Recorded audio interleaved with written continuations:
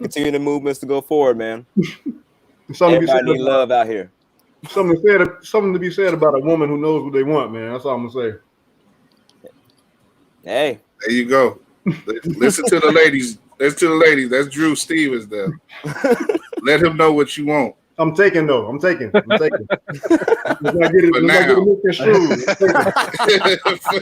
now, he's taking. This would be my last running, man. Y'all want to send me out like that? It's like, hey, I don't want you doing that show no more. Who those guys you're hanging out with, man? Can't be trusted. I heard that mess y'all talking. Don't worry. Don't worry.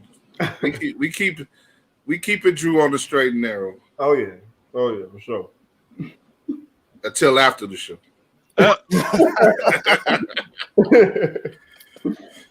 No, we just messing around here. This is Running with WARR. Back at it for another week. And yeah, man, we having some fun already. I think this is gonna be a fun show because we gonna start off. We talking about women.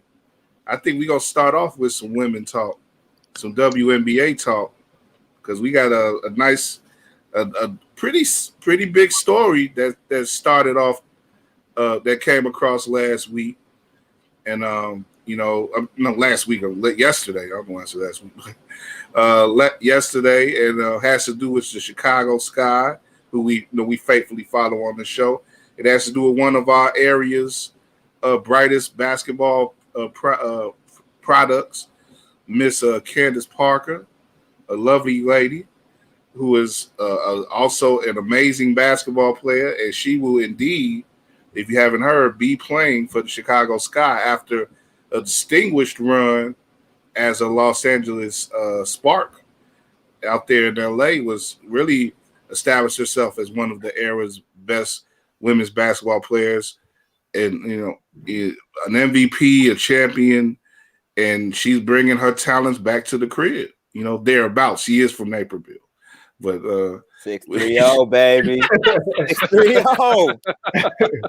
but she represents the 630. She does represent Chicago, so we ain't mad at her, and she's talented enough to let that slide. So but she's gonna be at Wintrust Arena coming up this coming season. She's gonna be playing, and she's gonna be playing with a team that already put a scare in quite a bit of the league last year by their play, and they didn't go as far as they might have wanted to. Some injuries held them up and stuff, and just the overall stress and strain of playing in that bubble. But hopefully this season will be more approximate, to the regular WNBA season. And Chris, we started with you. Of course, you're a guy when it comes to the Sky. This was something that we were sort of imagining last year. For it to actually happen, how big is that for one, and two, does this make the Sky into legitimate title contenders for 2021? For the first point, it's surprising, but it makes sense given that James Wade has gained the trust of his players, the organization, and now the fan base with this move. He just got an extension, a multi-year contract extension. And as you know, the WNBA is unique in that the coaches are typically both the head coach and the general manager of the team. So he has roster control. And the Sky were at such a kind of a tipping point from their his first two seasons at the helm. Last year was just a weird year in sports, but they had to deal with Diamond DeShields not being at full strength, and Azurá Stevens picking up a mid-season industry, and then both of them left the wobble, at which point the Sky won 2 of their final 8 games before the playoffs, I think, and finished the season 12-10. And the big story was that they didn't have a lot of cap space. So Eric Nemchok, who writes, I believe, for Winsider, said that Swish Appeal, said that basically the main point of order was to sign Cheyenne Parker, who'd had her best season with the Sky in her first 5 seasons in the league last year with the remaining cap space because she was due for she was a free agent and due for a max contract. And when you shoot near 50% from three and average about 13 and 5 in the WNBA, you do imagine somebody was going to pay her. So it was still a surprise, even as many people saw that the writing was on the wall for Candace in Los Angeles, what with her and Derek Fisher not getting along at all. It was still a surprise, I think, not just for Sky fans, but for Chicago sports fans to get the big free agent that they wanted. Cubs fans, I think, are the most recent team for whom this has actually happened when they went on their big run for free agency and caught John Lester. They got Jason Hayward in that mega deal and Dexter Fowler when they picked him up for that 1 year, what ended up being a 1 year contract. So this is news. Now, to the second point, just statistically, the Sky are going to be losing some things in shooting accuracy. They're going to be losing some things in free throw percentage. And both Cheyenne and Candace averaged 3.5 free throw attempts per game last year. And Candace shoots just about 73%. She's right at that LeBron free throw range. What you're getting is better interior passing. You're getting a player who has respect no matter the free throw numbers. She's a former 2-time MVP, 9-time All WNBA. She has respect from both opponents and the referees. And you're getting a player who's won a championship. The Sky tried to do that with Jontel Lavender, and she got injured, unfortunately. And it's still kind of, I think it just shows that James Wade is ready to pull the trigger when need be, because he let go of Jontel Lavender, who was popular with the players on the roster, and made the swing to get Candace Parker with the cap space that they had, knowing that next year they've got to sign or figure out exactly what to do with players like DeShields, Gabby Williams, and other players whose time, Steph Dolson, I think, is going to be coming up for either restricted or unrestricted free agency at that point too. So this is obviously a big signing, as I said. I don't know necessarily if it makes them championship contenders yet, because you have to see how well the players work together. Candace is 34. She's a veteran. She might be at that point where she's just like, I want to win. Obviously, she came here because she wants to win another championship. The first year, I think, is going to be telling, but it's going to be the easiest year of any. So if the Sky they get a good training camp and they come out of the blocks and win like 5 of their first 6, they're championship contenders, no sweat. But I won't say that this move puts them in the championship hunt just yet. And when you look at this, competitively, there's a lot that still needs to be figured out. But really, star wattage wise, like this is about as good as you can get in the WNBA. You look at Candace being not only a star in the game, as a WNBA player, but being a star on TV for calling and analyzing the men's game for TNT and the NBA TV. She's, very, like I say, she's very has a big platform and is very appealing in a lot of ways, to say the least. And she's just a star. She's really a star. She's attractive. She has a story, a long story that people have known her for a long time, going back to Tennessee.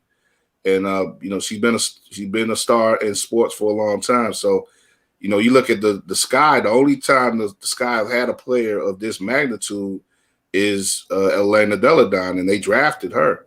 So we going to Chris's point about acquiring a player like this. That's something that you haven't seen before with the Sky, and that you rarely even see throughout Chicago sports.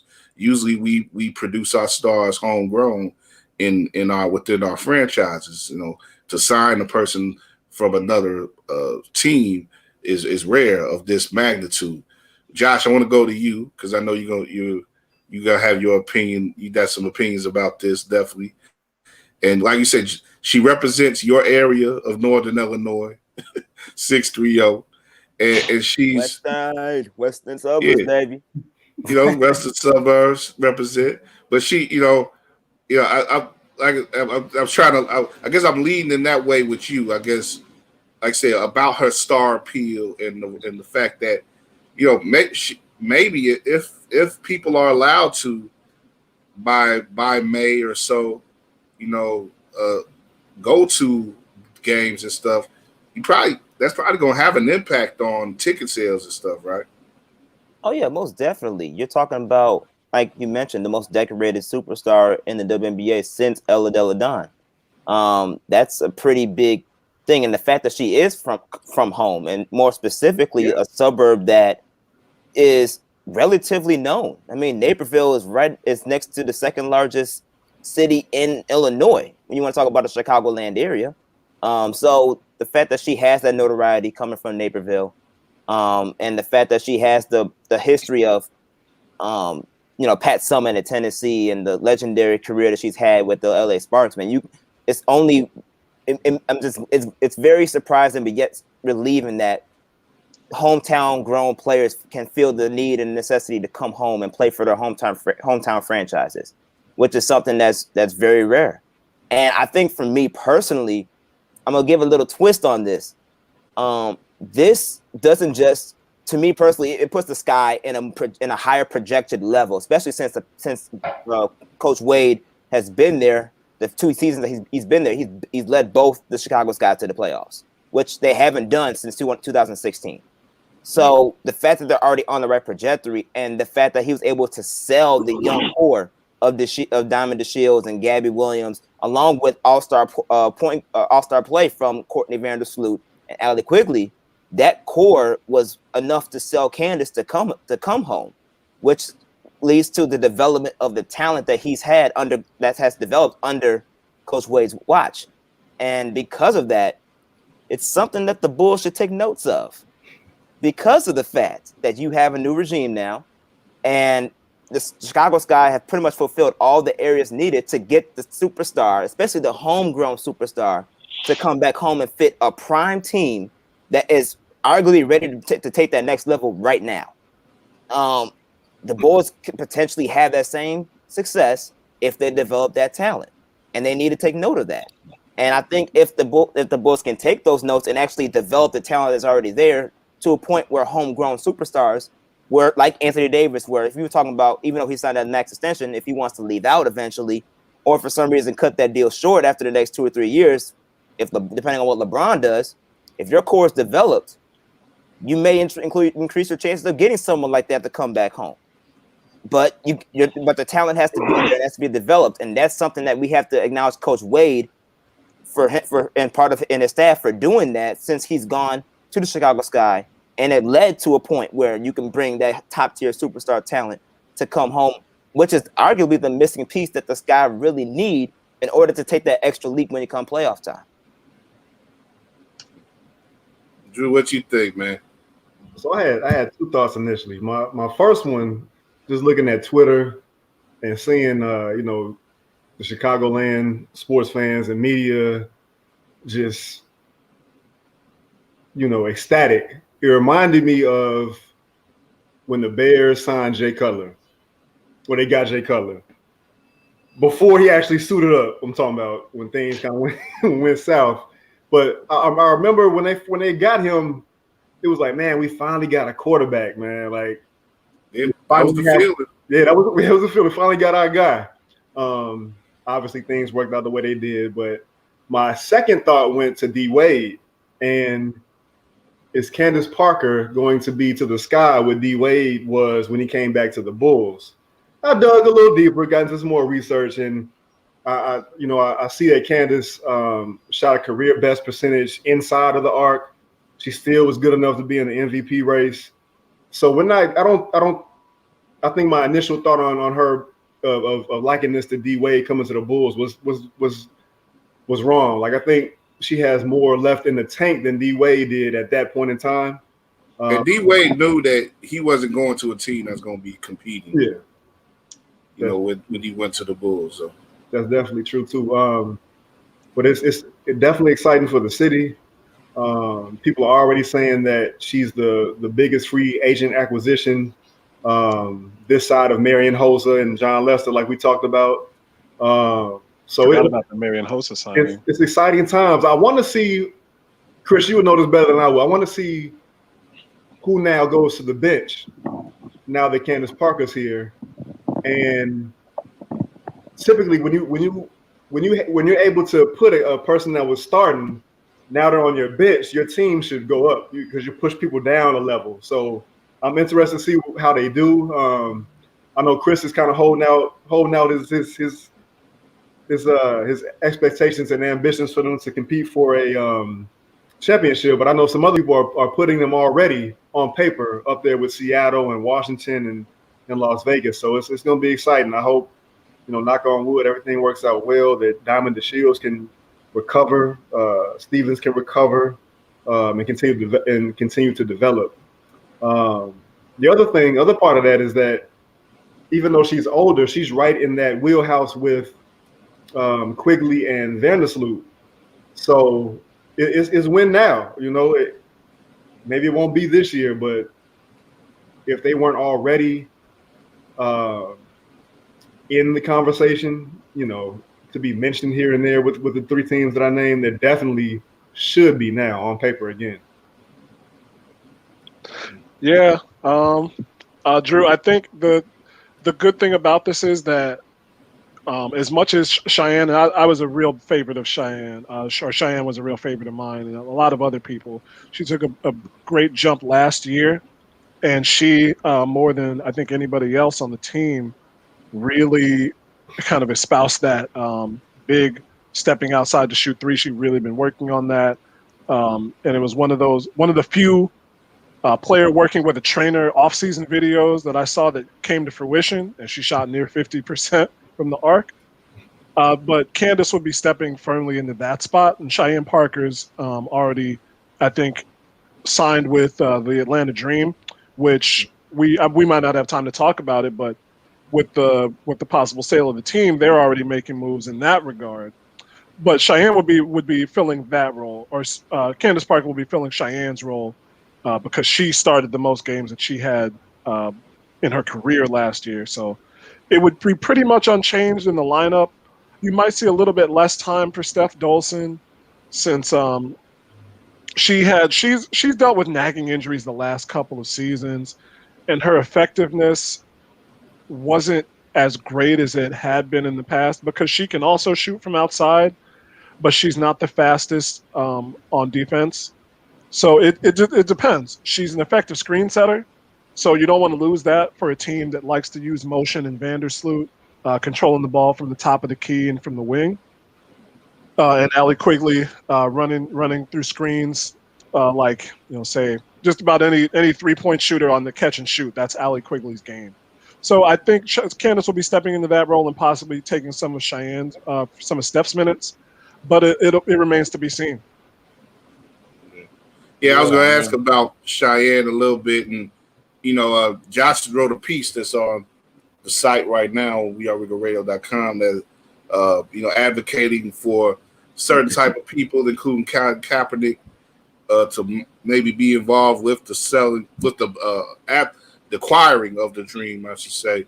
LeBron James has spoken out about it explicitly, and maybe Cheyenne may be an employee of LeBron, so that's pretty, probably an exciting place to go right now, Atlanta, given the role that they played in the elections down there in Georgia, and they seem to really be representing the league as a whole quite well right now. Mm-hmm. Yeah, it's a good point. And I just think at the same time, when you're talking about the Chicago Sky and, Drew and Chris mentioning the lineup, I mean, just think about how much this is going to free the Sky offensively when you talk about a pick and roll between Courtney Vandersloot and Candace Parker, or you're talking about maybe Allie Quigley coming off the pick with Candace Parker, and you got Diamond DeShields on the other wing. Like having a pick and roll with the guard play that the Chicago Sky have with Candace Parker is going to free that offense up so much that Candace may have a field day. Literally to the point where because she's already like a multi-combination type of forward, where she's a forward with guard skills. So you putting her around the perimeter against other big 4s and 5s and centers in the WNBA, and you have someone like a Gabby Williams on the other side, on the other side, who has slowly but surely improved her jump shot. You have some on the other side. You also Diamond DeShields, or you maybe have Allie Quigley, who is a great catch and shoot 3-point shooter. I mean, that offense is gonna open up and do wonders, man. And you got Courtney Vandersloot, we already know is like the Steve Nash of the league, where she can facilitate and find anybody on the court, and that's gonna be a field day. I think that's just that's an ideal fit to go along. Like if you're gonna replace someone like a Cheyenne Parker, you couldn't do better by getting Candace Parker. Yeah, it's definitely gonna be exciting and fun to see that team come together and see, what they're gonna be capable of. Sure. Yeah. So yeah, definitely, exciting times with the Sky. Definitely look forward to see how things play out with them. Like I said, one more reason to anticipate the upcoming season. There already were enough reasons for this anticipate the Sky season, but this is definitely it makes them not only a thing here in Chicago, but throughout the league. So you probably gonna see them a lot on national TV and stuff, and it's definitely a good thing to see that franchise really settle as settle with its leadership and be ambitious to get a player of Candace Parker's magnitude. So, we definitely gonna be looking more into the Sky in the coming months. So, put them sunglasses on. Yeah, most definitely. I mean, if anything, we really should be supporting WNBA and women's sports in general. Yeah, let's just put that out there. We should, we are glad that the Chicago Sky made moves to a point where at least the Chicago Sky fan base could be obviously increase, more ticket sales, things of that sort, more national notoriety and all that. But we have to always support the WNBA players and women's sports in general. They balling just like us guys would do. And, WNBA is, Chris and I can testify to it, covering the games and talking to the players and things of that sort. It's a hell of an environment. It's a hell of an experience that we should be supporting. So most definitely, I had to put that out there, Kyle. My bad. I just had to put that out there where we support, the WNBA sports. I had to say it. We all agree with that, man. And this is a week again where we're acknowledging the year anniversary of Kobe Bryant's death, and you look at that being a large part of his legacy now, his willingness to step up and support women's basketball and women in the sports. He really was a leader in that in his last years, and that's something that I think if you are any type of fan of Kobe's, any type of admirer of his, you should be trying to pick up that legacy and keep it going. If you a real hoop head, you a real lover of basketball, you shouldn't be out here dissing the women and dissing their movement. So yeah, let's keep that going, definitely.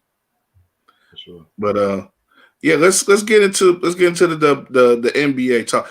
Well, first though, I guess before we get to the Bulls, I've noticed a couple other moves that have sort of popped up in the league, Chris. Are any of those? I can't speak with as much intelligence about them as you, but has any of the other moves perked your ears, or just make you think that they'll make a difference in the upcoming season as far as player movement in the league? Definitely. Minnesota has been making moves at a ridiculous pace. They got Kayla McBride from Las Vegas. She's a lights out shooter. They got Natalie Achonwa from the Indiana Fever, and she's a good post presence who can shoot from the mid range and gives them some more rebounding. And they got Ariel Powers from Washington, who's another tough point guard. She and Christy Tolliver were on that Mystics team that won the finals 2 years ago now. Okay. And she's one of those players that you need on a team. She's just tough. She's not going to take shit. She's going to be in the opponent's face. And she's a quality like point guard, combo guard. Not at the elite level, not in the Vandersloot or Chelsea Gray type level, but she's good, she's solid, she's tough. And the Lynx have kind of been trying to find their way since Maya Moore stepped away from the game.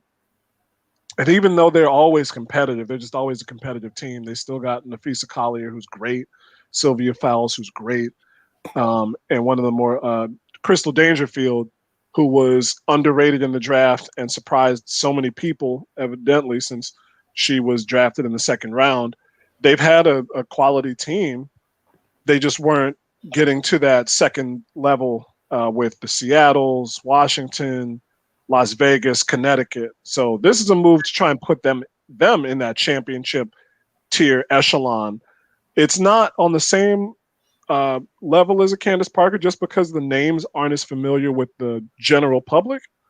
But the moves that Minnesota are making are it's hard to match. And then Chelsea Gray actually went from Los Angeles to Las Vegas, Yep.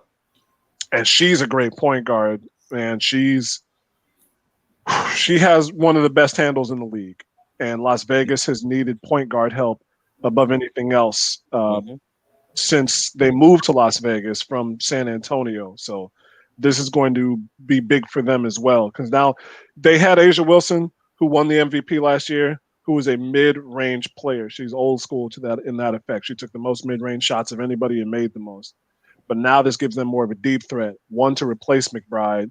Kelsey Plum, who hadn't really – she had a ridiculous career at Washington and hadn't really gotten going in the league. And last year, she started to pick it up. So now you got two outside shooters and one who can get to the cup. So Las Vegas is cooking too. There's been a lot of moves made, and everybody was saying wait till February 1st.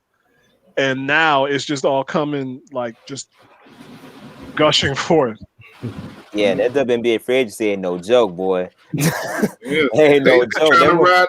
They trying to get up with like NW, like the NBA now. They try to get up like they brothers, man. Well, they doing WNBA a hot good job. stove. That's what's up.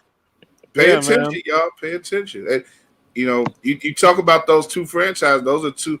You know, Minnesota's been a real solid franchise for a long time. Like you say, going back with Maya Moore and everything, and Vegas is really sprung up and become a consistent threat in the Western Conference now. So, yeah, it's gonna be fun. It's gonna be some competition out there for the sky, no doubt.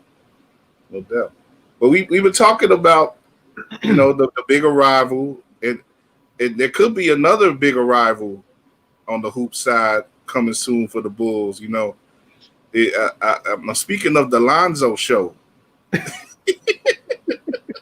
You mean Lonzo or LeVar? I'm talking about both, brother. You can't get one without the other. What do we think, man? That, you know, Scoop has put it out there. Some other folks have put it out there. You know, the Bulls are interested in, you know, the talk. Well, all the talk from New Orleans is that they're interested in getting off some players. Lonzo, Redick, Eric Bledsoe, some of the older guards that they got, because they got, you know, some younger guards behind them who they may want to give some more playing time to. They got off to a bad start. You know, I thought they would do better than this coming out, but they're next to last in the West apparently right now, and I have to look at the updated standings. But last I heard, they were next to last, and yeah, they're going to be sellers. And it looks like Lonzo is the main bait right now. You know, the Bulls still really don't have a playmaking guard that they would like to have, like a consistent distributor in that you know, quick handles, quick, you know, good court vision, you know, guy who really doesn't need to shoot to be effective on the court. And, you know, it is something that a lot of people, you know, if you ask Bulls, I guess it's everything with Bulls fans is mixed. But, you know, if, you know, I guess let's just go into it ourselves. Like, what do we think of this? Like, should this be something that the Bulls try to force and make happen? This is something that they need right now, because, you know, we'll do some sizing up of them overall in this segment. And, you know, they performed well. They definitely could be worse. But you know, they're they're sort of a 500 team right now. They're 7-10, but they've lost a couple games that they shouldn't have. But they may have also won a couple games that they shouldn't. But like I said, they have talent. We know that. That's established. But with the talent that they have, will it work with a player like Lonzo Ball in the mix? I think so. I think it can. It's just, but the real question is, what do you do with Kobe White? Because you made it known in the very beginning of the season that you gave him the keys to be your future point guard, and you want to see how he takes it. And even though he has shown some signs of development, it's also pretty clear that Kobe White's a scoring point guard. He is what he is. He's not really the main facilitator of an offense yet, and I think his more comfortable role would be to be the scoring two guard, similar to like maybe a Kyrie Irving type of role, where he may not be a real point guard per se, but you put the ball in and you put the ball in his hands, he can get you a bucket for you. So if you really believe that Kobe White isn't going to be the point guard you ideally need, then yeah, it will make sense to go get Lonzo Ball, who is someone that can facilitate, distribute, and on top of that, boost your perimeter defense, because he's an all defensive type of player. He has the potential to be an all defensive player, especially for that point guard position. But at the same time, you got to figure out what you're going to do with Kobe White. Do you want to keep him and maybe bring him to the bench, make him like a 6-man type of role to help boost that second unit, or do you have to get rid of him for Lonzo Ball, which is something I don't know if you're the Bulls want to do that right now. So you got to figure out what you're going to do with Kobe White before you consider anything regarding bringing Lonzo Ball in. But if you're just talking about just straight X's and O's, oh, most definitely. Lonzo fits perfectly. He fits perfectly. So I think, piggybacking off of what you just said, I think Lonzo shores up two of the biggest weaknesses that the Bulls have in their defense and their playmaking ability. Outside of Kobe and Zach, nobody can really create their own shot. That being said, if Lonzo's going to make his way to Chicago, I would rather see Larry dismissed over into New Orleans for him. We keep Kobe, let him come off the bench as the first guard. Larry, he's had a better season, a better go of it this year when he's been on the court. I know he had some health and safety protocol absences, but he's too inconsistent with it, both his production and his aggressiveness for me to justify giving him the amount of money that it seems he's going to want. I would much rather, if I had to pay somebody, I'd much rather let him walk to New Orleans, bring back Lonzo Ball, see what Lonzo can do for this lineup, for the starting lineup, see if he can help stabilize things, because the bench has been really the driving force of this team other than Zach LaVine scoring. Let's see what Zach can do, or see what Lonzo can do. See how he helps the guys kind of fit into their roles better, and take it from there. I think he is coming up on he's going to have to be paid too in the summer. That's why I was alluding to him and Laurie and both of their money and what they're going to be looking to get. But I do this. Like I said, I'd rather it not be for Kobe. Keep him on the bench because he can give you some punching power off of that bench. But let's roll the dice, man. Let's roll the dice on Lonzo. Yeah, I've heard some people, some trade scenarios bring up Laurie, and like you say, Drew, he's risen to the occasion at times this season. It's been good to see him play better in this system that he did with. It proved some things that he just wasn't working well with the last guys that were in control and everything. So he's shown that improvement that we want to see. But he's definitely could be on the trade market.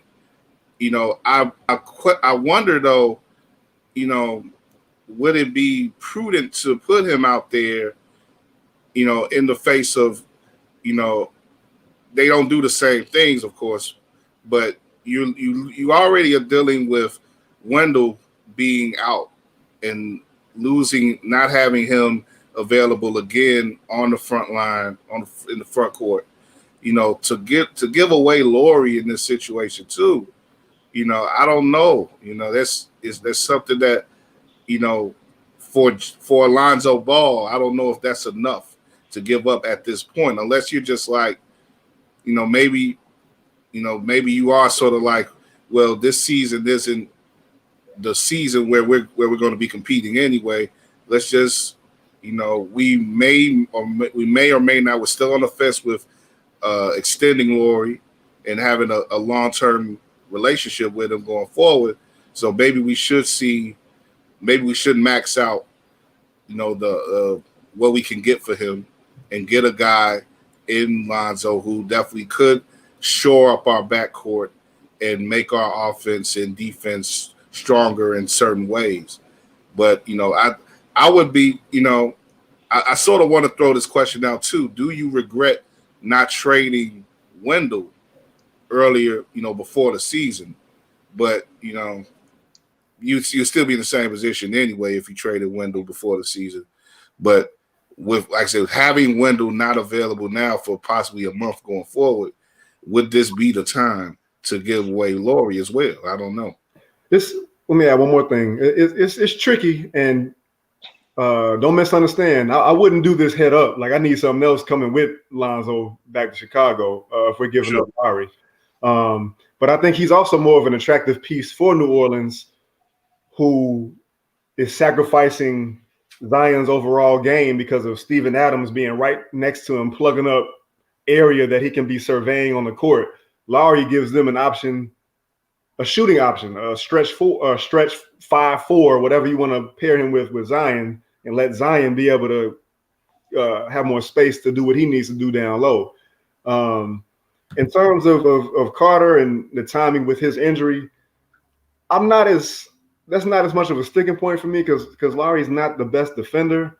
I think it's going to be more about committee. It sounds like Donovan is going to do that and kind of lean again on his vets, like in Thad Young, and just go small and try to figure out what to do matchup wise after that.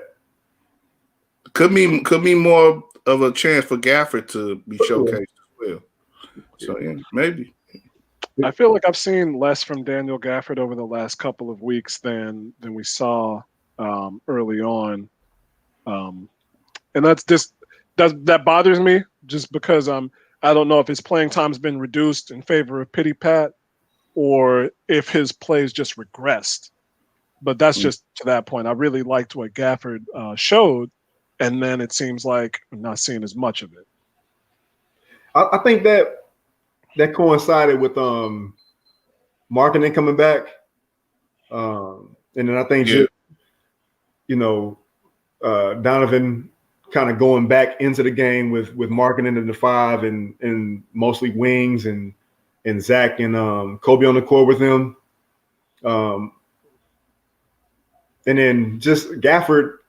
He's not really a starter yet, Gafford doesn't have an offensive game. That's the thing when you're talking about big men that can produce offensively for the Bulls. Even though Wendell Carter's a more defensive player, at least he had some type of offensive skill set with him to where if you're giving the ball, he can do something with it. Daniel Gafford doesn't have that. He's more of a Dennis Rodman type. You rebound and you defend very well. So that's why Gafford may not see as much because the Bulls need offensive production outside of Zach. And if Lauri ain't going to give it to him and Kobe's cold, where's your go-to? And, that's probably why he hasn't played as much either, because if you're asking to be a starter, you got to do more than what your skill set provides. And he doesn't have that offensive skill set yet to where he can give that much on the court. And it just sucks too, because Wendell, like many Bulls picks, has been plagued by so many bugs of injuries that you just don't know what he has. It's the same thing with Chris Dunn. Chris Dunn was hurt for predominantly almost his entire tenure with the Bulls. Even though he has glimpses, he couldn't really progress that much because of the fact that he was being injured so much. So it's like, I don't know what you do with him. And honestly, I don't know if you would even try to get rid of him at this point, just because if they're injury bugged, you don't know what you're going to get for them, because no team's going to just give you a pick just for the fact that, someone's injured and can't even stay healthy for a full season, especially with as young as he is. You got to show that he's durable.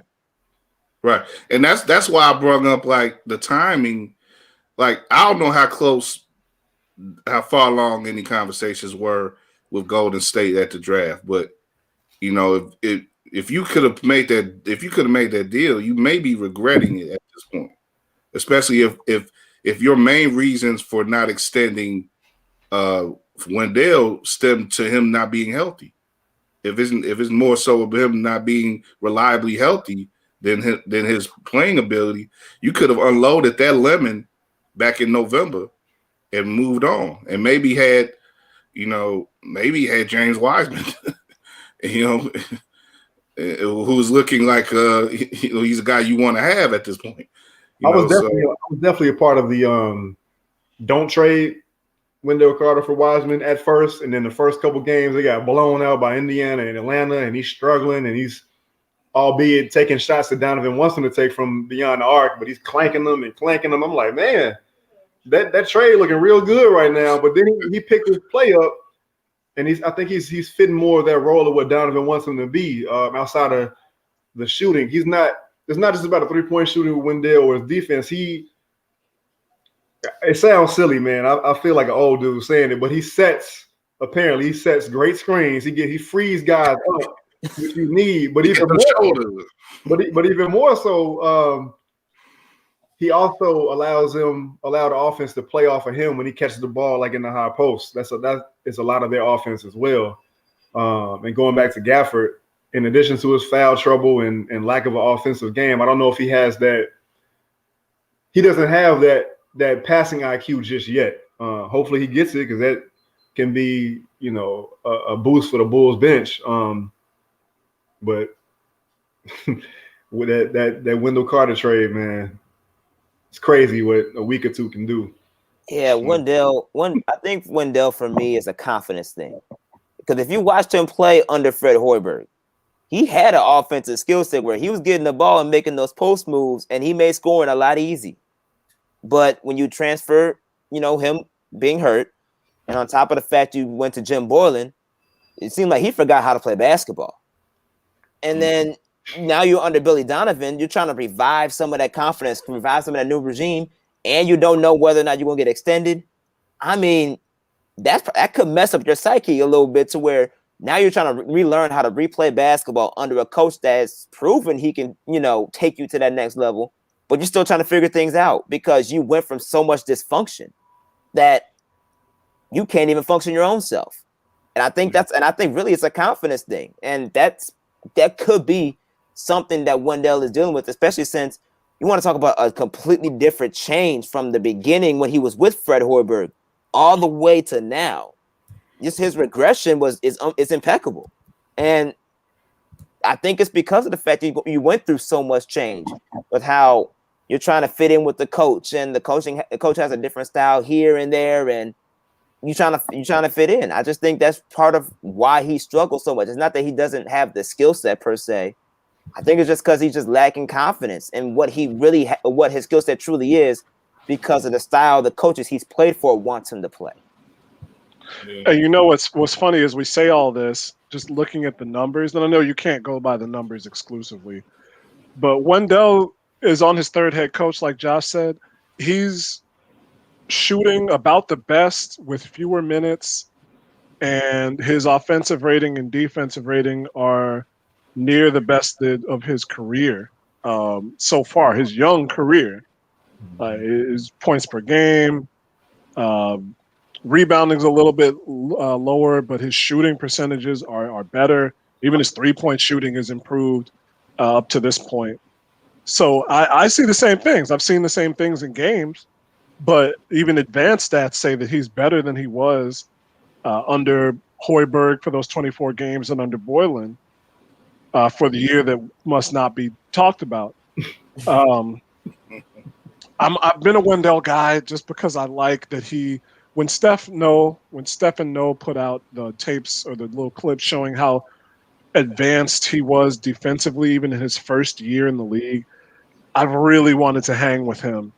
And the injuries are all that he needs to be, at the very least, a serviceable big in this NBA day and age. But the injuries are a big deal. You got to be able to stay on the court. You have to be able to stay on the court. And I hadn't even seen. I had been out of the loop for the last few days, so I was surprised to see that he was out with another injury, and it's going to be a long term one. And it's going to be another one of those injuries, hip contusions, any hip injuries, especially for a guy who has to jump a lot and rove around on defense like he does. That's going to be difficult. So I hate to say you want to cut bait, but you might have to. Yeah, it's tough, man, because he, like you said, he showed promise, Chris.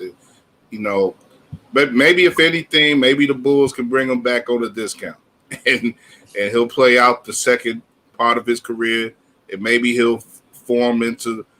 Maybe he just needs more time. Maybe he just needs more strength. More strength, and more of a different regimen or something with his body or something. And like I said, maybe just needs to grow more. I don't know, man. But we'll see. We'll see. And looking at the Bulls overall, and regardless of who may or may not come to the team in the near future, they're a 7-10 team right now. They're at number 10 in the East, which is the lowest spot that they could be to even think about the playoffs if at the end of the season because of the play-in. And we didn't talk about them last week, of course. Looking at what they've done since they came back from the West Coast, they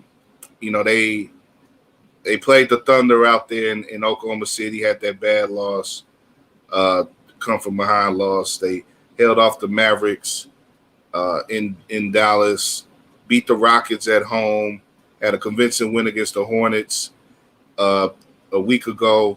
And, since then, a couple of losses. The Lakers run them through the ringer on last Saturday, and Celtics just outpaced them on Monday. What do you guys think about the recent results from the Bulls? Same as previous years. You play your best. You play against. You play your best against teams that are subpar or below 500, but you struggle against the best. And that's always been the Bulls ever since all this mess started. They never knew how to play a consistent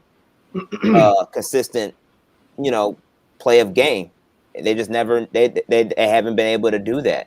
And that all you're seeing is still a continuance of that process, which is something that as Bulls fans hated for so much, because we knew that, especially if the talent is there, they can at least make things more competitive. They can at least make things more.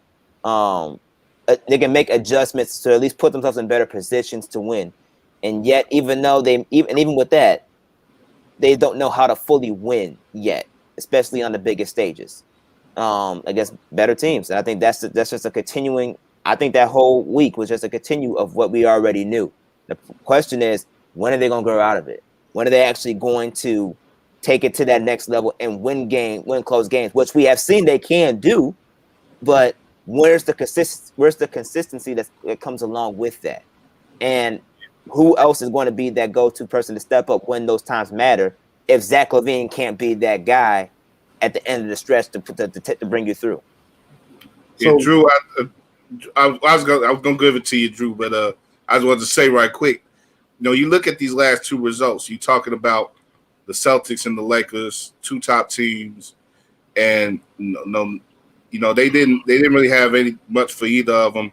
They played the Lakers much better in LA than they did at home, unfortunately.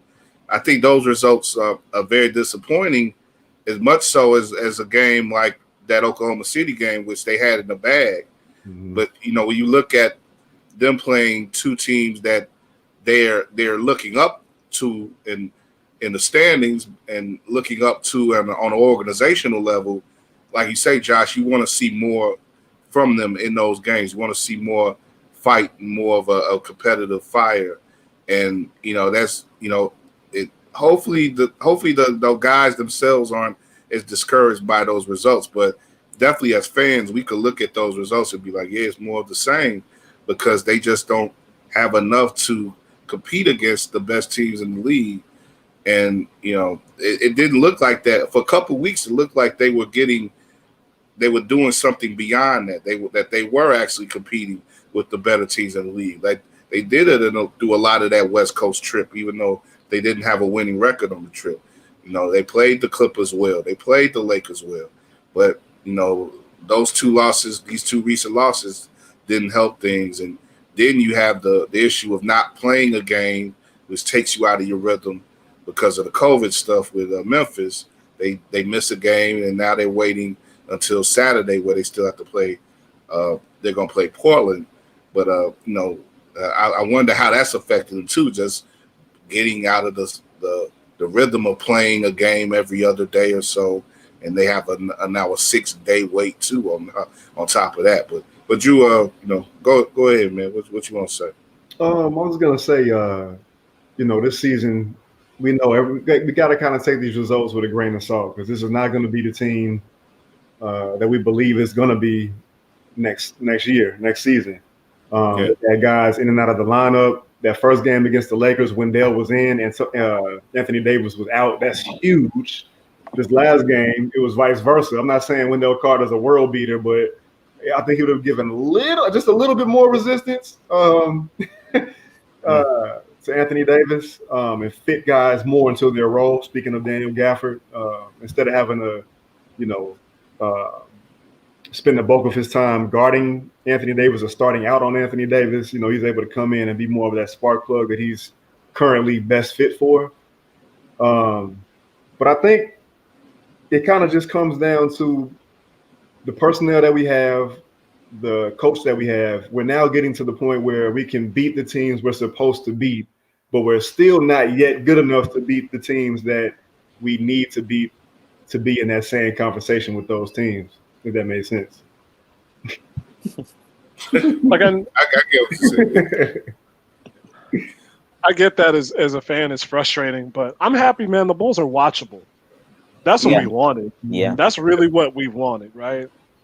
We endured a year plus of the Bulls being supremely unwatchable, save for some heroic Zach LaVine and Cameron Payne performance. Was Cam Payne before Boylan, or was that Hoiberg? The Cameron Payne game. I think he played under Boylan a little bit. Yeah, he may have bridged both, yeah. But outside of those, like, comets, the Bulls were – I wasn't trying to watch the Bulls. This is what you want now. They whooped up on Oklahoma City, which is a bad team. If they played the Pelicans, when they play the Pelicans, depending on what the moves that we were just talking about, you expect them to play the Pelicans tough, and probably beat them. If the Bulls can handle the lower part of the NBA, that's a step forward in itself. Sure.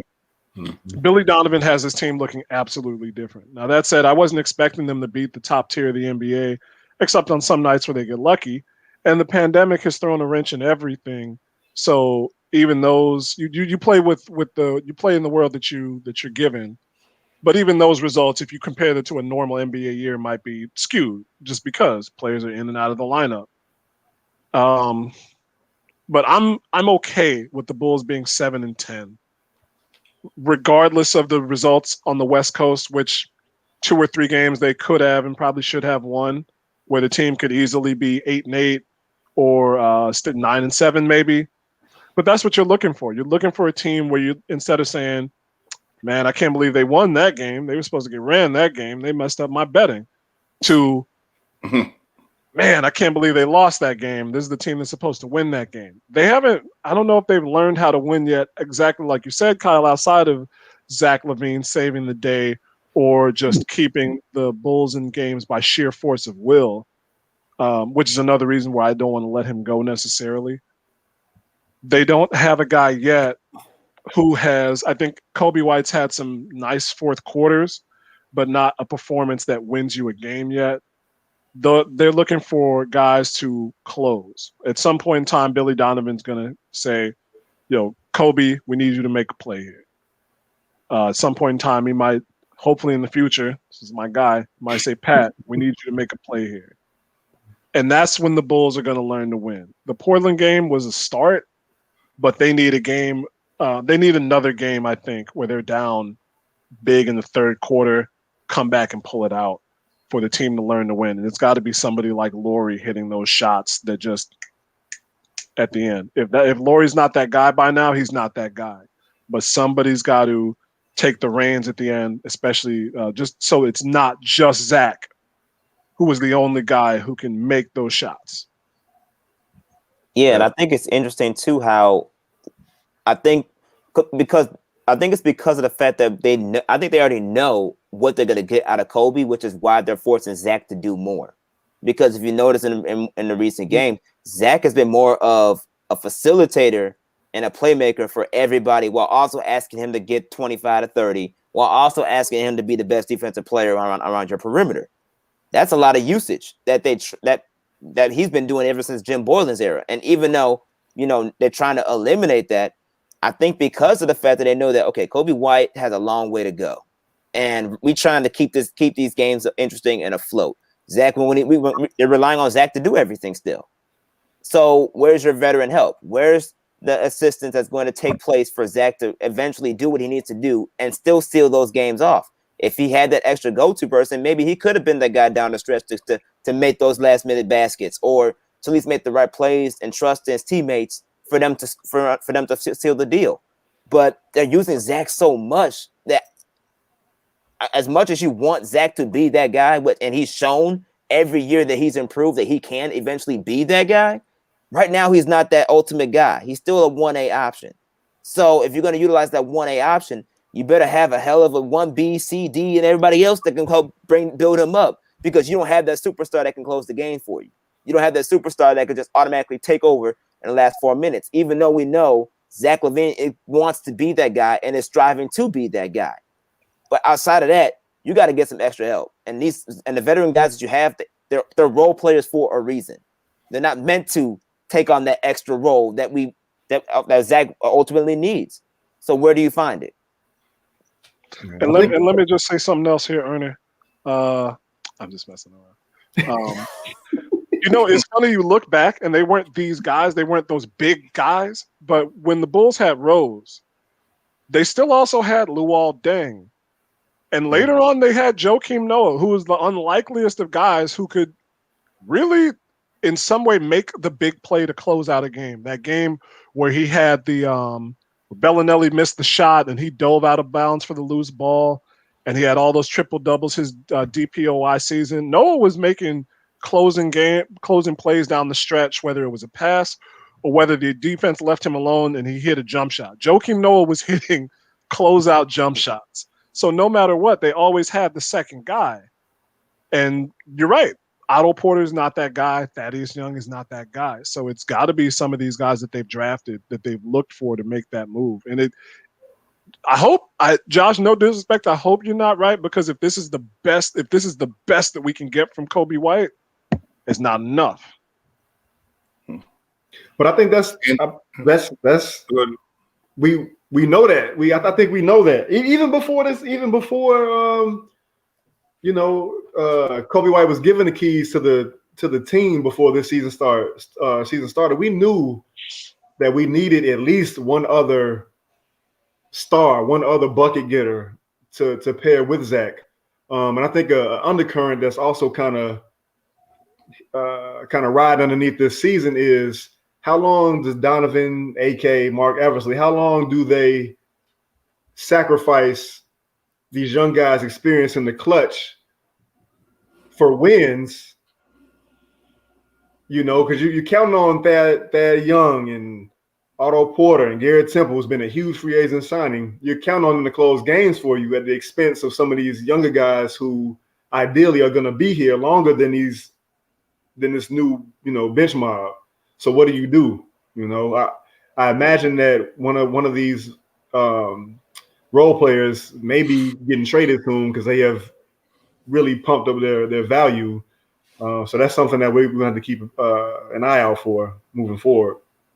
And that's it. It's the point there, because that reflects what we just said with New Orleans, possibly that they're motivation for getting rid of someone like Lonzo or someone like Redick, who maybe if he went to the Bulls might be at least a short-term remedy in regards to a lot of what we just were talking about in regards to getting, making shots and being a clutch shot maker. You can never have too many shooters. Yeah. Let's transfer over a little bit. They're talking the Bulls. We'll see how they do this weekend against Portland and going forward. But we talking about deals and stuff this week. Acquisitions and trades and everything. And I want to get your thoughts on some other folks who you may want to see or you think are really it's sort of elementary right now that they're going to be on the move. I think right now it's sort of almost like a whole call celeb in the NBA right now that everybody's feeling bad for Bradley Beal. He's pretty soon they're going to start having commercials where it's like asking people to pitch in on a deal for Beal, like for 35 cents you can have his all-star. The suffering all-star. I'll create a GoFundMe page. I'll do it. Free my dude Bradley Beal. Support his trade. Yeah. I'll do it. They're gonna have to get some fundraising up, man. One of the fundraising sites or something, man. But people feel bad for him, man. He just had a 47-point game, and that that brings up the whole thing. This incredible stat of him having scored 40 points, the 10th straight game where he scored 40 points in his loss. That's the most in NBA history. And, he doesn't want to play on that team. He doesn't want to play with Westbrook. They're one of the two worst teams in the East. It's a waste, man. It's really a waste that he's there. And, what is anybody going to save him? Like, what are we going to do with this guy? I hear talk of Miami, like Tyler Hero. I don't know who else Miami would include.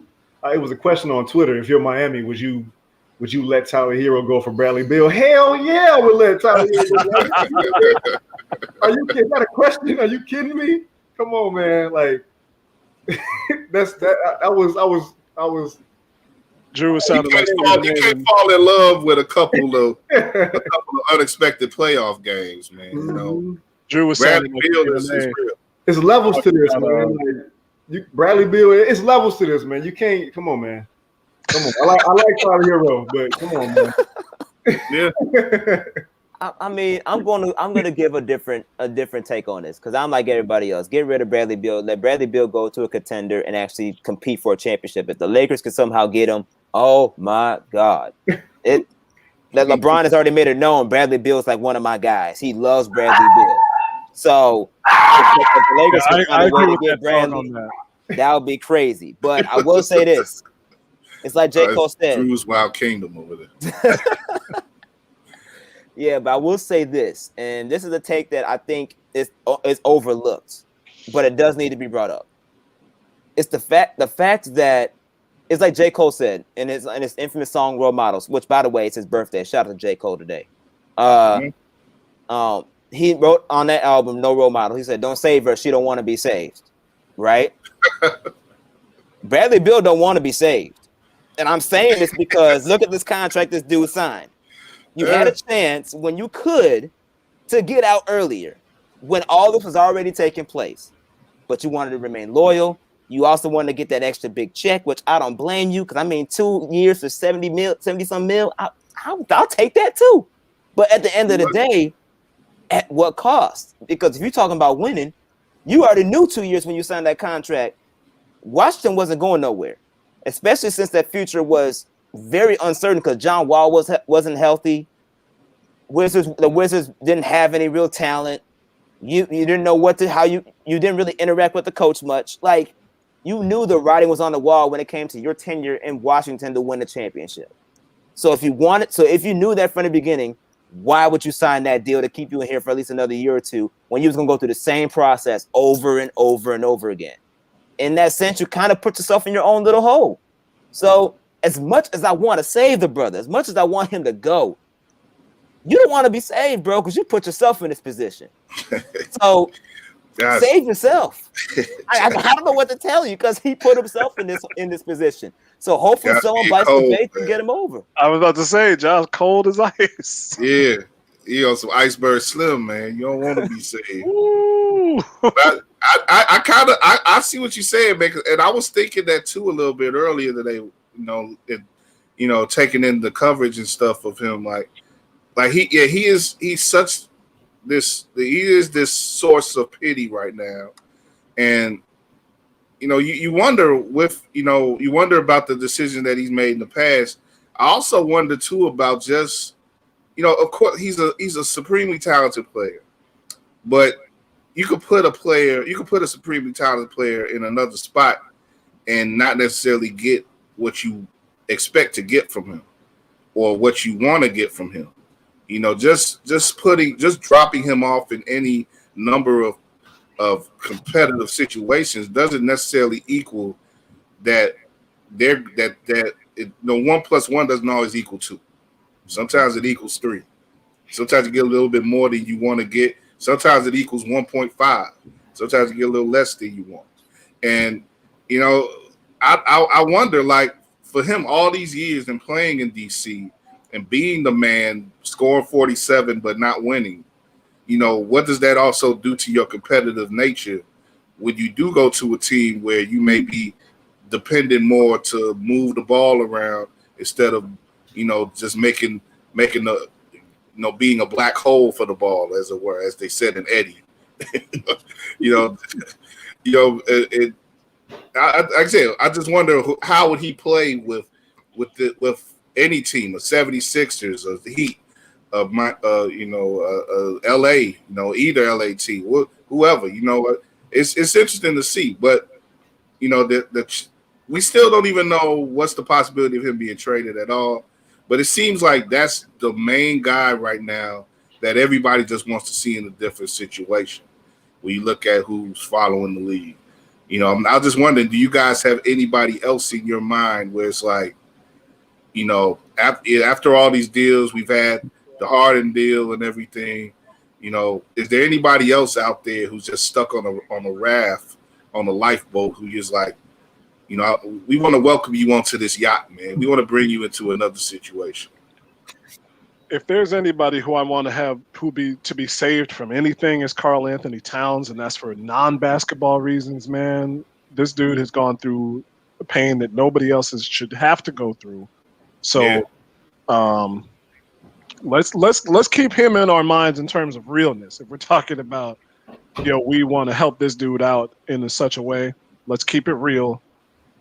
Keep my man. Do what you can. You might be a millionaire, but that man is hurting. So support him. Now, in terms of just somebody who needs to get on a better team, the refrain might start for Donovan Mitchell soon, depending on how the Jazz do, if they can become more than a middle of the road playoff contender. And they've been looking more than that in the past couple weeks. Okay, that's good. And I think Dame, because Dame's on an MVP type campaign, but the West just keeps reloading and reloading and reloading and reloading. And even when the Blazers do a lot, it just doesn't seem to be enough. And I like Dame, so I like that. I've liked that team really since Brandon Roy. So I would love to see Dame get to a spot where he can be a top 3 team, and the only thing that derails his chances is injury. But he has that pride that we also love and respect, that he doesn't want to just hop on the speedboat, hop on the Wolf of Wall Street yacht with other established stars. And I do respect that. But Portland's going to be kind of stuck in that low-level Spurs spot where they're good enough that they're not going to be in the lottery, so they can't draft anybody who's a top talent, and they can't pick up too much with trades.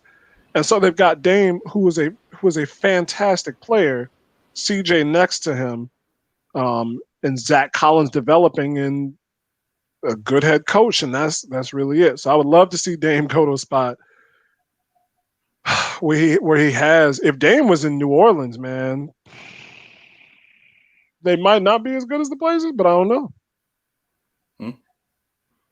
It's easy to imagine him with a more multi-dimensional front court player, like an elite front court player, or maybe even a wing or somebody who just does a little more than maybe CJ does. CJ's awesome, but he got injured too this year. You talk about Roy, that's been a sort of a cursed franchise. Even years before Roy, as far as injuries go, there's been a cursed franchise, but they definitely in recent years, they seem to always have to deal with some sort of debilitating injury. And CJ McCollum, again, as that's happened for them this year. So that's hurt them. But, picturing Dame with like you say, someone like a Zion, or even someone like,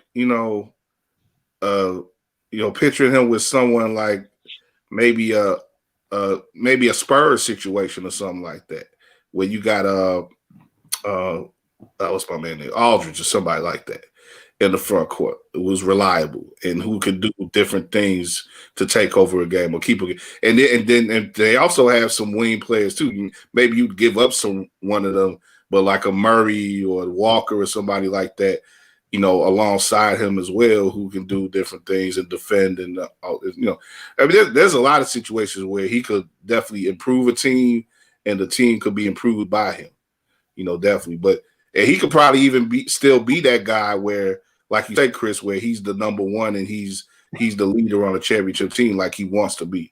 That is what he wants to be. He wants to be the number one on the championship team. So, yeah. I'll take this point in time to shout out our beloved Derrick Rose. I'd love to see him get out of Detroit and into a better situation.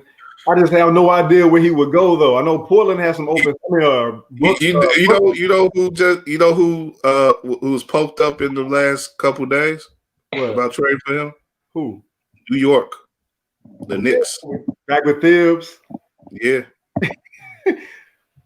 Okay. I was hoping that it would be more of a contender. I want to see him playing for a chip, man. I know Brooklyn has like some open roster spots, but I don't like his fit there. Like they need more like a they need the bigger guy. Yeah. Mm-hmm. So I don't really. He doesn't fit the neatest in a lot of situations. Maybe the Clippers, maybe coming off the bench for them. Maybe I don't know. I'm with you though. I would like to see. The decisions that they made over the past year, it's just made it. Like last year, I wasn't mad at him being in Detroit, but this year it's like, let him be somewhere else, man. Maybe I don't know. They just throw out a team, maybe a Boston or something. Maybe, I don't know. Maybe. I don't know, but they got Brunson. Brunson is playing well coming off of that bench. So I don't know. Dallas might go well, yeah. Or, maybe, well, no. I don't know about Utah, man. Yeah. It's tough. I don't want him in Detroit anymore either. I'm with you, Drew. I'm with you. And just in case we got anybody from Utah watching this, the Jazz are actually number one in the West right now for what it's worth. Right. That's what I'm saying. They won 10 in a row. I didn't know if they won 10 straight? Okay. Yeah. They won 10 in a row, Chris. My fault, Utah. I disrespected you. I will probably do it again at some point, but I rescind that disrespect. Before we catch the shrapnel, there's aim for Chris over there. It's easy to sleep. It's easy to sleep on a team like Utah. It's not hard to sleep on. But to the point though, even though they are number one, come on, man. There's two teams in the West for real. D Rose already had a chance to stay in Utah. He said, "You know what? I'm gonna take that buyout option and I'll just leave and go somewhere else." Right? He already got that. That was because they fans were assholes too when they traded for him, and they was like, there was some dudes somebody made some stupid meme or something, and that was before he started getting the 50-point games again, and people was recognizing. So they was acting like, oh, we don't need that. You Utah. Ooh, Kyle was about to say something. Yeah, I was about to. I was gonna let it go. But I'm gonna be. I said what I said though. You you'll be looking down on Derrick Rose, man. I think someone that we should actually look out for when you talk about, players that are on a trademark that want to be in a better situation. Look out for Andre Drummond. I mean, Andre Drummond, he's on the last year of his contract deal. Brooklyn? He might be in that buyout. If he gets bought out, he may be a Brooklyn Net. That's what's circulating right now. He may be a Brooklyn Net. Or what'd you say, Chris? They have Jared Allen.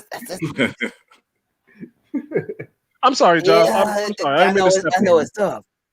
No, it's cool. I mean, it was tough. I mean, it's tough. You had to do what you had to do to get the deal done. So unfortunately, that's what they had to do. But Andre Drummond, if you're talking about a short-term solution, put him on any type of contender. I mean, especially a team like Brooklyn that needs, defense and rebounding. I mean, that's not a bad option to look at and go after if you're the Nets, then he could pull that off. Or maybe if you're the Lakers, that can go in a buyout situation, get rid of somebody and maybe look out for like another JaVale McGee return if he asks for another buyout. Or like I said, if you can get Andre Drummond, I mean, the options are there for him, especially if he does the buyout, he gets his money, he can go somewhere else on a cheap deal. The options are out there, and I won't be surprised if Brooklyn or LA pick up a guy like that, knowing that, they need those big guys, especially if the Lakers are trying to repeat. You lost your Dwight Howard, and he played a pivotal role in that championship bubble team. So you don't have anyone really right now to replace that, because Montrezl Harrell right now he ain't cutting it. So to get that backup person, you gonna need a Drummond. You're gonna need a Drummond. You're gonna need a JaVale McGee or someone along those lines to help booster that defense on the back end. It's interesting, man. There's some potential game changers who are out there still. There's been a lot of trades already in the league this season, but we got some time still going ahead. With the trade deadline and stuff. So hopefully some of these guys will be saved. We'll get a life vest thrown at them and stuff, and they'll be able to do something. Because I just want to see these type of talented players playing in games that matter and playing. Get back in the spotlight some. Let's see them mix it up. But speaking of spotlight and mixing it up, there's been some talk this week about the getting an all-star game back going. Though the plans this year were, as it started, was to not have an all-star game. There was going to be a team that teams that were going to be picked. The voting has already commenced and stuff, and but they weren't going to actually have a game. The game was actually going to be scheduled to be in Indianapolis. So, but a lot of people I think are missing out on that, especially after having to come up here last year. But it seems like this is a little bit of an okie doke too, because now they want to talk about having a game in Atlanta. So it's like, oh, well, we can't have it in Indianapolis, but how about we have a game in Atlanta? As if people are going to be really crying about that. But they're talking about having like a one-day type of event thing in Atlanta. And, of course, there's still the issues we talked about on the show recently, the COVID stuff that's going on. There's still, teams are missing games. They're pushing games back. Players are missing time and all this stuff. And, is it worth it to put on this event to even try amidst what's going on with these contagions that's mutating and stuff, and you want to get a bunch of black folks together down in Atlanta and party and kick it for a day or two. It's like, I don't know, is it worth doing just to, and it's tough though, because I've heard some arguments be like, well, it's the All-Star game, or some people may be selected for the All-Star game this year for the first time. Zach LaVine, probably primary in our heads to that degree, or it may be the only time they get selected for an All-Star game, and it's gonna suck if this is the year where you get selected and you can't actually play in the game. But at the same time, you don't want to start a super spreader event in Atlanta or anywhere else. You know, hey, what do y'all think about that? I'll be real quick. If the worst part of your year is that you got selected to the All-Star game but couldn't play in the game because there was no game because of the pandemic, you're doing pretty good for yourself. Last thing I'll say. Agreed. We just had several cases pop up going off the Christmas, from Christmas to holidays. Why would you take the best players in the league, take them away from their markets, throw them all into one spot, and then bring them back to their markets? I think you're just asking for trouble, man. It's well said, man. The All-Star weekend and All-Star game will not work. It will not work unless you have Lou Williams and his wings be the specialized sponsor. I was waiting for Lou and Williams. You extend it to more than 3 weeks, and you extend it to more than 2 or 3 days, because partying in Atlanta ain't gonna be a one-day event. Magic City got to cater everything and be a 3-week bubble. Huh? Magic City has to be the cater and the central location of partying. I mean, and it has to be more than one day. You going in and Atlanta, the halftime? Ain't nobody going to Atlanta party for one day. Magic City got to be the halftime entertainment too. Oh my god! I'm gonna just say it's a bad idea. I'm gonna just say that. Most definitely, you gotta. Y'all trying to get me in trouble again, man. If I'm not eating Magic City wings, I'm not having Magic City strippers. Just say you there for the wings, Drew. There you go. Okay. They 5-star, right? So, I mean, exactly. I mean, I still want to try. Legendary. I still want to try them. Hey Kyle, you remember the DOS Effects line, right? That man gonna be up in the strip club wilding like Patrick Ewing. They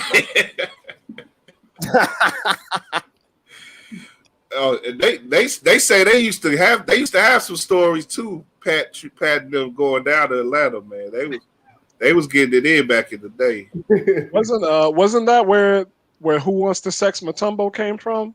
Wow. I think so. When he was a Hawk, yeah. Was that the idea from Space Jam with them losing their powers? Was that where the idea came from? What, the secret stuff? They got drained in more than one way. Bro. Cal, oh god. Take that Steve Nash dish and just slam it home. It had to be you, hey, man. I had to. I'm Amari back in 10, man. You got to do it. I'm 7 seconds or less. Bro. I'm CP3 and you Blake Griffin, man. Yeah, man. Lob City. You did 360, man. Yeah, we gonna finish this show strong, man. We gonna finish it strong. I kind of want it now. I didn't argue myself into wanting the All-Star game now. No, I'm gonna say no. I'm gonna just keep saying no. We got strains coming out of Brazil, South Africa. No. Yeah. Oh, who knows what strain will develop out of Atlanta All-Star Weekend? That a whole new strain will develop there. We'll be done after that. That strain get out. And he said all the players go back to disperse to their cities. Oh man, it'll be the Walking Dead by 4th of July. Man, no doubt. Disperse. They'll be the only one still here, man. Oh, Magic City will still be kicking, and Lou will still be finding a way to get them wings. It's fun, man. Yeah, that'll be what he's surviving on, the wings. Oh, y'all crazy, man. I got one more thing. I want to bring up something here. We gonna do a catch up. Where are they now? With Tim Donaghy. Oh man, that's like should I hit Google right now? Well, we go. God, I hate. Oh, there we go.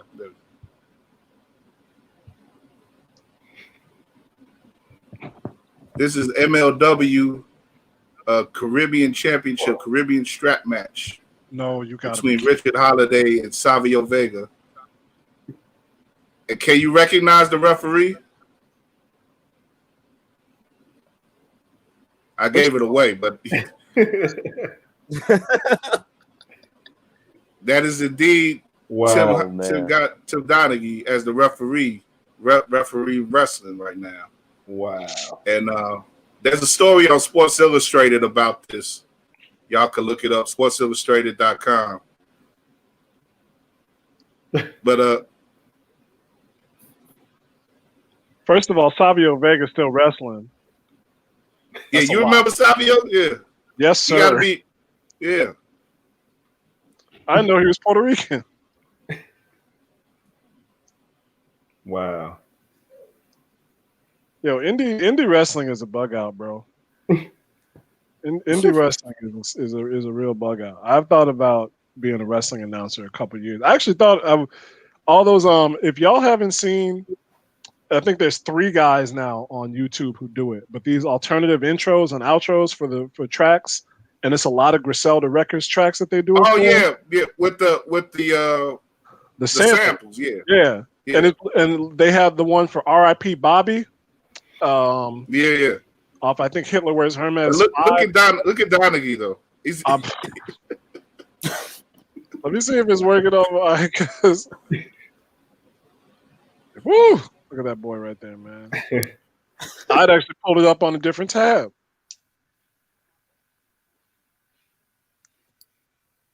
I mean, you got to get your money somewhere, I guess. He should know better. He got his money cheating, so he should know better. Well, it's wrestling though, so he can do it legally if he wants. He could cheat for somebody if he walking out with him.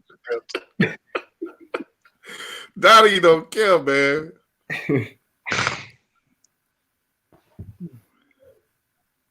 Also, you see Kyle flexing here. He got YouTube Premium. Oh yeah. I can't watch YouTube any other way. Damn them commercials. My guy said the same thing. He got Premium. He said he's never going back.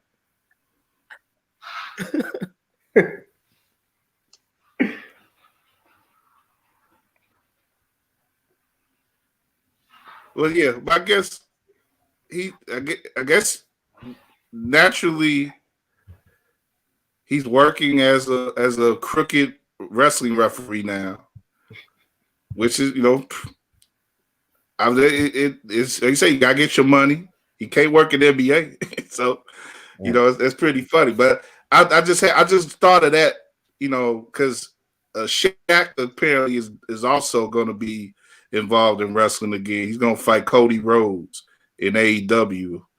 So I don't know, man. I don't know what's up with the NBA now in wrestling. But what I'll just, before we go out, I was just wondering if you could fantasy book a wrestling NBA connection thing or WNBA or whatever. What would you book?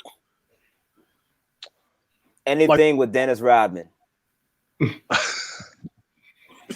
did that. Yeah, we've seen that, but yeah, he does have the experience. Yeah. Do it again. So entertain me again. I'm gonna go a little left field of this left field topic and say Dame and Russell Westbrook. In a Caribbean strap match. Yeah. I'd like to see them in a strap match, tie them together, yeah.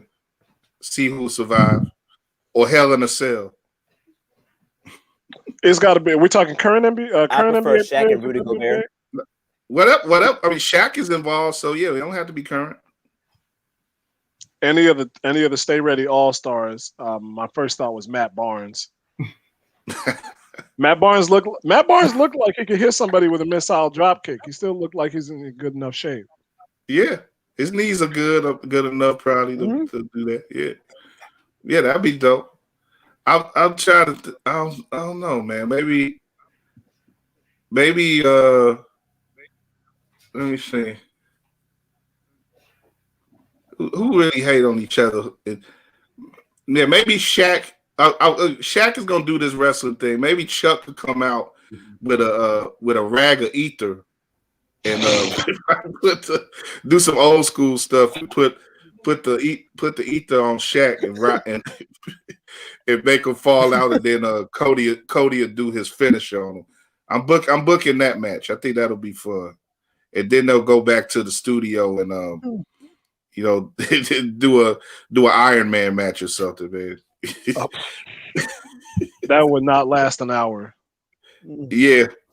It'll be an Iron Man match for 3 minutes. That'll be an Iron Man match for Chuck. But yeah, it's I don't know. It's just funny. I didn't know we was gonna go in so good on the. I would have left it at the Atlanta stuff, but I didn't know we were gonna go in so much. But I wanted to go out on a light note anyway with the wrestling stuff. But that's what's going on though in the NBA and in basketball in general. Had a lot of fun on this one, guys. Appreciate you. That was Running with WARR for this week, man. We gonna wrap it up. It's just about 10 o'clock here. We're gonna wrap it up, and we'll be back next week as usual, keeping abreast of the latest in all forms of basketball. I think we should have a guest next week as well. I hollered at my man Ashish from Clutch Points. Big on Derrick Rose stuff. See, and that's what made me reach out to him was when I heard about Rose and the Knicks sniffing around Rose. So we'll see if next week if Rose get traded, that'll be a good thing to talk about with Hashish. But we could talk about the Bulls and stuff as well. He's big on the Bulls and everything as well. He's a Chicago guy, so we'll have a first time runner on next week with us. But that's it for now though. Any guys got anything else you want to get off your minds before we head out? Yeah, I just want to leave everybody with this, man. When you have a chance to get one of the premier scorers in the league in Bradley Beal, you don't hesitate with Tyler Hero. Definitely. I agree with that, Drew. That's a good one. That's one to grow on. That's all I got. Yeah. If you have to go to Atlanta, do not go to Magic City. Why not? If you want to be saved, don't go to Magic City. You want to be saved. A lot of you don't go to Atlanta to be saved for the most part, Josh. That's not why a lot of people. I mean, it's true, but I'm thinking about my man Drew. You know what I'm saying? I'm thinking about my man Drew for the people that want to go and have fun, but they can't do too much. You want to stay safe. Stay safe. I don't want to go out on a bad note, but I think I gotta acknowledge.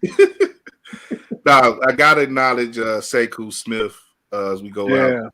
RIP to him. I think that's a guy who everybody who's involved with basketball was touched by in some way the news of his passing. Definitely wish the best to all those who were closest to him. I was fortunate enough to be friends with him online and friends with him through Black Journalists, National Association of Black Journalists. I got him to come on to the D and Davis show, early in our history, and he, like I said, he just was a great guy, really open and open and generous with his time and his knowledge to everybody who he saw coming up in the game. So definitely, we RIP to Sekou, and take care of yourselves, man. All you brothers out there, all you sisters, take care of yourselves, man. So many. It's hard, man, just to get to 50, man. When you in this, when you Black in America, it can be hard to get to 50, and just try your best to make that happen, man. Especially nowadays with all these airborne pathogens and everything that's going on, man. Don't be out there silly, and take care of yourself, take care of those around you. So we're gonna leave it at that. Peace and blessings to everybody out there. Let's hope y'all make it with us for another week, and we'll see y'all then, man. Keep bouncing and keep living, y'all.